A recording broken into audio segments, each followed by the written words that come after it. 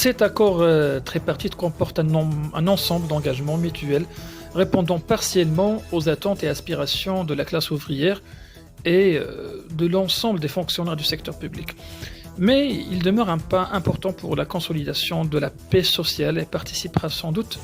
à l'accélération de la relance économique. Parmi les points forts de cet accord, nous trouvons le relèvement du salaire minimum dans les secteurs de l'industrie, du commerce et des services de 10% sur 2 ans, unification progressive du salaire minimum légal entre les secteurs de l'industrie, du commerce, des professions libérales et du secteur agricole, et le relèvement du salaire minimum dans le secteur public à 3500 dirhams. Ces mesures sont en parfaite harmonie avec ce contexte marqué par la crise économique et la flambée sans précédent des prix impactant le pouvoir d'achat de la classe moyenne et des couches défavorisées. Sauf qu'elle demeure à mon avis insuffisante et que d'autres mesures doivent être prises pour garder le pouvoir d'achat dans des niveaux acceptables. Dans le même contexte, j'aimerais bien mentionner la mesure visant l'augmentation de la valeur de l'indemnisation familiale pour les 4e, 5e et 6e enfants dans le secteur public et privé, qui demeure favorable pour les personnes concernées, mais qui demeure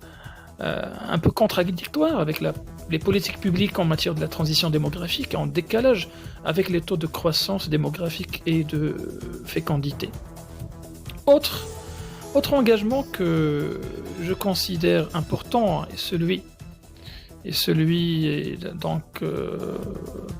de réduire la condition de bénéficier de la pension de vieillesse de 3240 jours d'affiliation à seulement 1320 jours et de permettre aux assurés ayant atteint l'âge légal de la retraite disposant de moins de 1320 jours d'affiliation de récupérer leur cotisation salariale et la cotisation de l'employeur, ce qui aura, à mon avis, un impact ou un effet positif sur le pouvoir d'achat des personnes concernées. Sur le plan organisationnel, l'institutionnalisation du dialogue social s'affiche aussi parmi les points forts de cet accord, car elle permettra le suivi du dialogue, l'évaluation de la mise en œuvre